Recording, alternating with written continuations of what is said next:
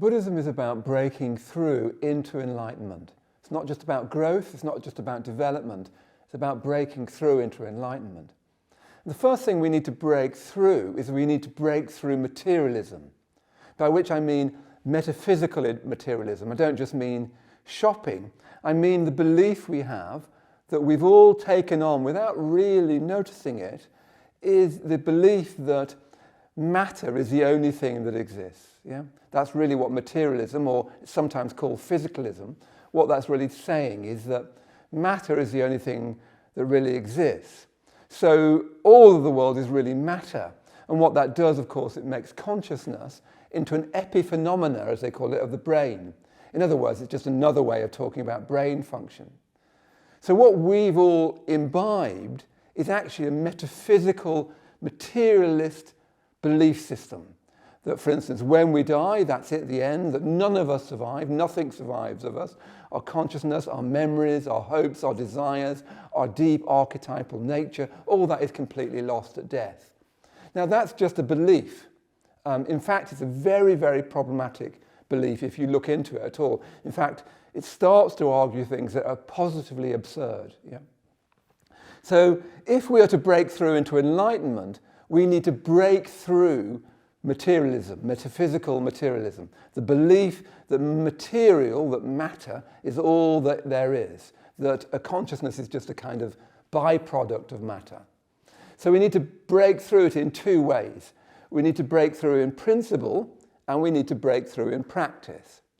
So in principle, what I mean is we need to understand more deeply that our views and ideas, particularly views about life and death, are based on a view, on a metaphysical, materialist view that is highly problematic. We need to see the problems in principle of our metaphysical materialism. But that isn't enough. We then need to start to break through materialism in practice. And you'll notice this if you go on retreat. When you go on retreat, if you're engaging with meditation, if you're engaging with communication on retreat, if you're engaging with ritual and devotion on the retreat, your world starts to change. It starts to seem more alive, even more conscious, as if what you're doing is moving around in a world of consciousness. Now that's happening actually because your metaphysical materialist view, or your materialist view, or your physicalist view is actually breaking down a bit. And as it breaks down, you literally start to see the world, you start to see yourself in a new way, especially in a way in which the world, everything around you, including other people in the natural world, everything in you is more alive, as if life is the basis of things, not material. Yeah?